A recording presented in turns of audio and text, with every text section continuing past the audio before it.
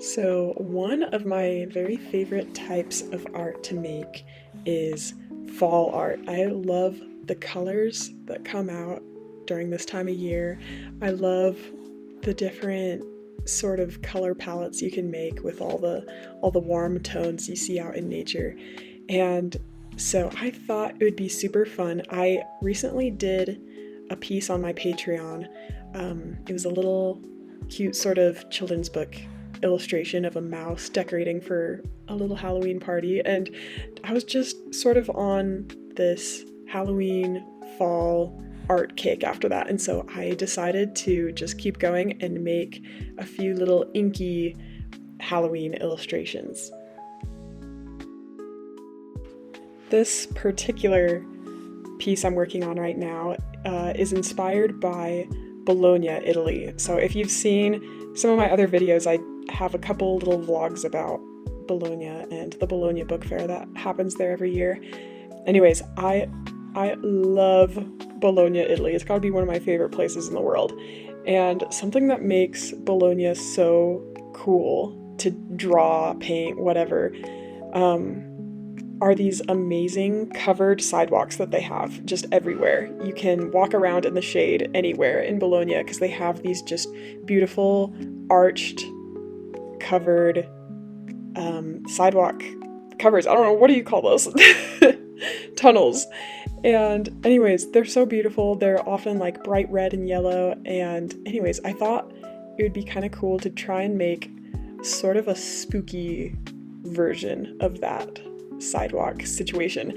And also just adding a cat, because cats make everything spooky too. So that was the idea for this first piece here.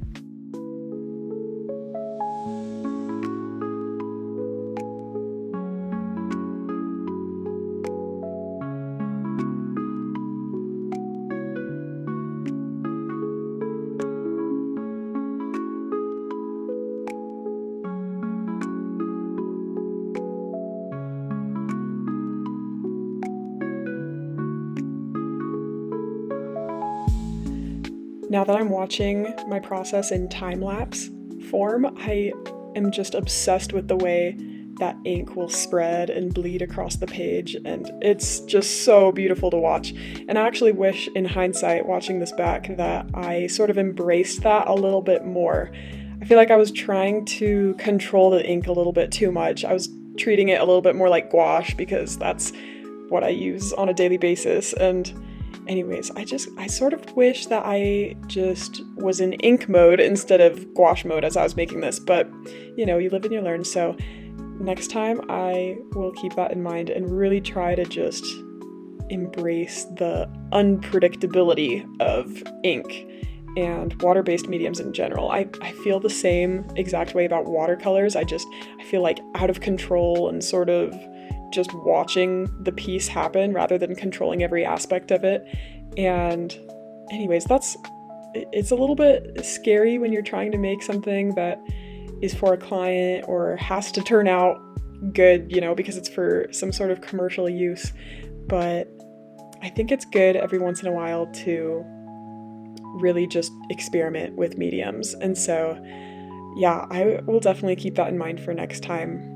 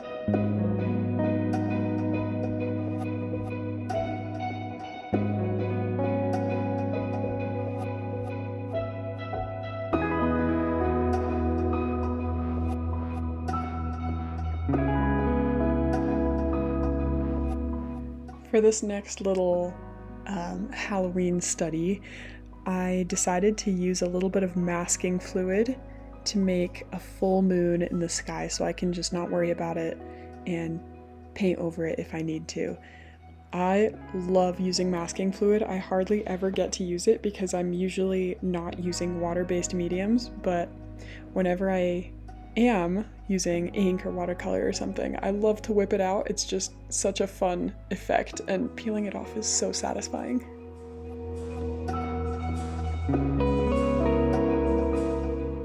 I'm going for a bit of a more flat effect in this composition, so I'm just kind of trying to get a uniform texture down for sort of a grassy hill, which I'm gonna put a bunch of kind of spooky, spindly trees on.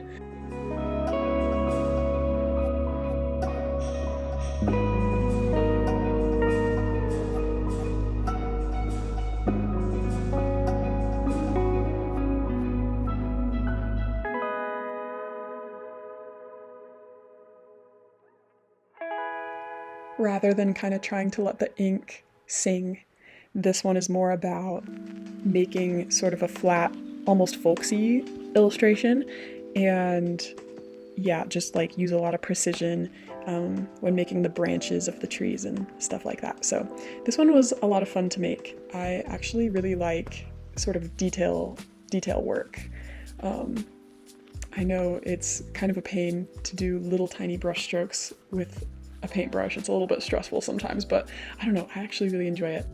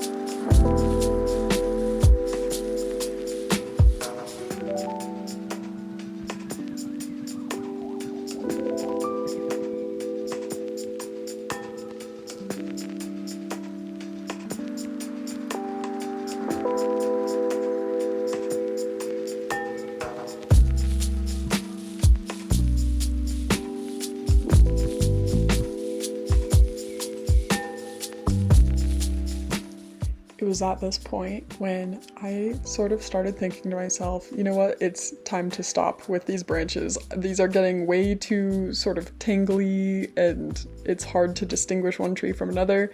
So I thought I was getting pretty close to the point where I would be overdoing it.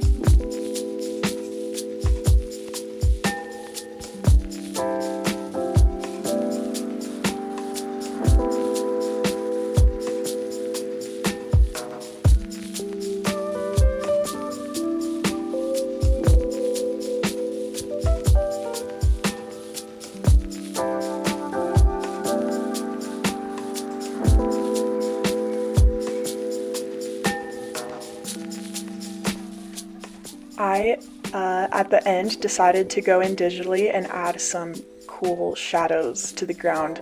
I think it really adds a good finishing touch to this piece and makes the ground not so empty. I think it was just a little bit sparse looking before. And I added this orange border just to go with that sort of flat, vintagey Halloween illustration feel that I was going for.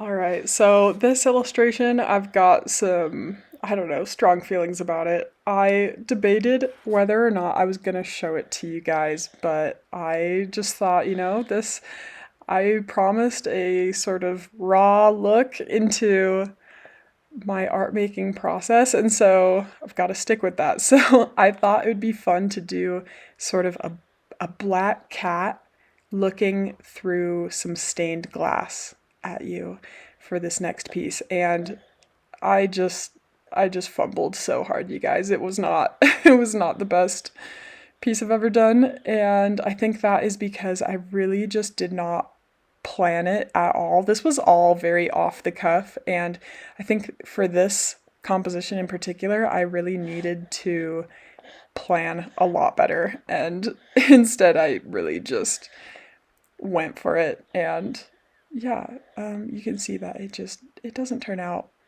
amazing.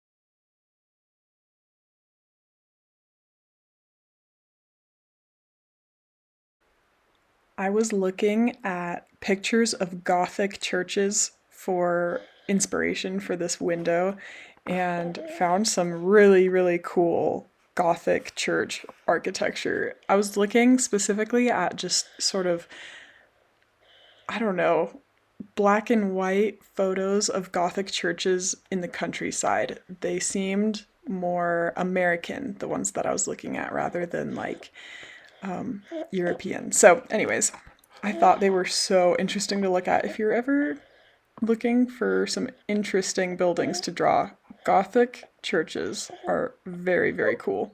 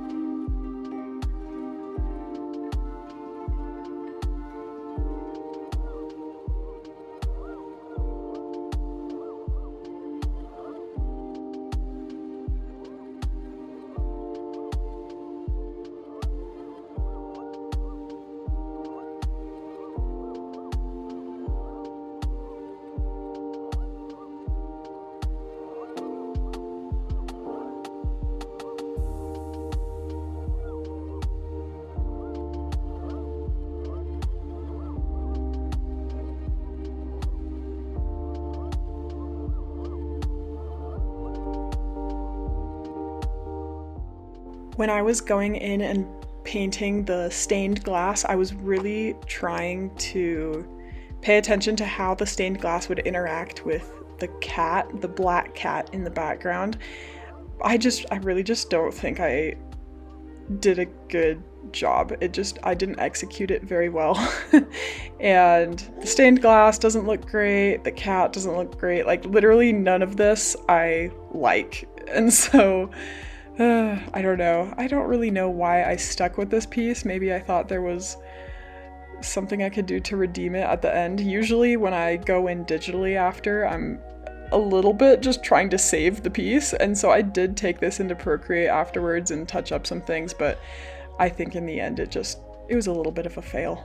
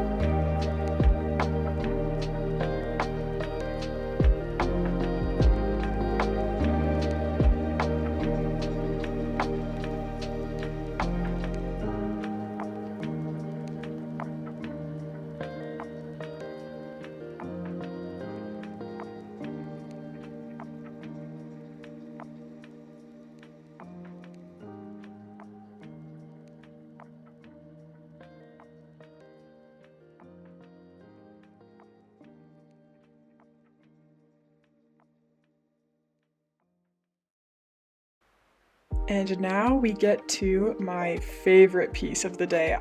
Oh man, I loved making this so much. I love a good piece of art with strong atmosphere in it. And that was my entire goal with this one, was I just wanted to portray sort of depth, and I wanted the values to just sing, and I think that's exactly what happened. I love this one so much. And the inky sky just turned out perfectly. I just sort of let the ink do what it wanted to do rather than trying to control it too much, and I loved the effect that it made for the sky. So anyways, I was very inspired by those Gothic chapels I was looking at earlier for the cat piece, and so I decided to just go ahead and paint one of the sort of countryside chapels that I found. And so this, I believe the reference I used, it was like a close-up Gothic chapel where you could see all the details on the windows and you could just see everything really well, and I decided to just zoom out a ton, put it sort of peeking over a hill, and I thought that would make it a little bit more spooky looking, a little bit more ominous. And yeah, this was so much fun to make. I guess fun fact about me is I love painting like grassy fields. Grass, plants, just like sprawling nature is so fun for me to paint. So I really enjoyed this one.